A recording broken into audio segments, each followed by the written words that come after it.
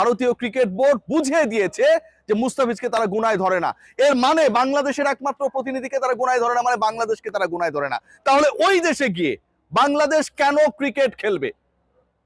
যেই দেশ বাংলাদেশের একমাত্র ক্রিকেটারকে আইপিএল এ খেলার অনুমতি দেয় না, নেবার পরেও তাকে ঘাট ধাক্কা দিয়ে বের করে দেয় কাইন্ড অফ, সেই দেশে গিয়ে বিশ্বকাপ খেলতে গিয়ে আমাদের সম্মান কি 1.5 ইঞ্চি উঁচু হয়ে যাবে? পাকিস্তান যেমন শ্রীলঙ্কায় খেলবে সব ম্যাচ, বাংলাদেশ ক্রিকেট বোর্ডের নাম স্ট্রিক্টলি অবস্থান নেওয়া উচিত।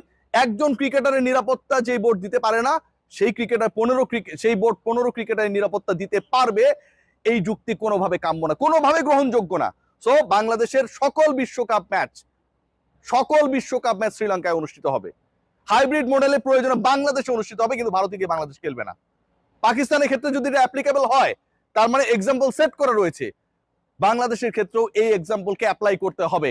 Cause this is not the problem of Bangladesh cricket board BCB, this is the problem of BCCI, Indian government, যে তারা সিকিউরিটি দিতে পারছে না। এবং তারা যে সিকিউরিটি দিতে পারছে না, মুস্তাফিজকে বাদ দেওয়ার নির্দেশ দিয়ে এই ব্যাপারটা তারাই প্রমাণ করে দিয়েছে।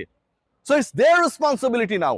আর আমাদের রেসপন্সিবিলিটি ফিউচারে ফার্দার কোনো ক্রিকেটার আইপিএল এ নিলামে যেন না যায়, এটা ইনশিওর করা। কিচ্ছু হবে না, কোনো চ্যানেলে কোনো প্ল্যাটফর্মে যেন প্রচারিত না হয়, সেটাও ইনশিওর করা। This should be the prime responsibility of Bangladesh government and BCB. Let's see what happen. Bulbul ভাই, দয়া করে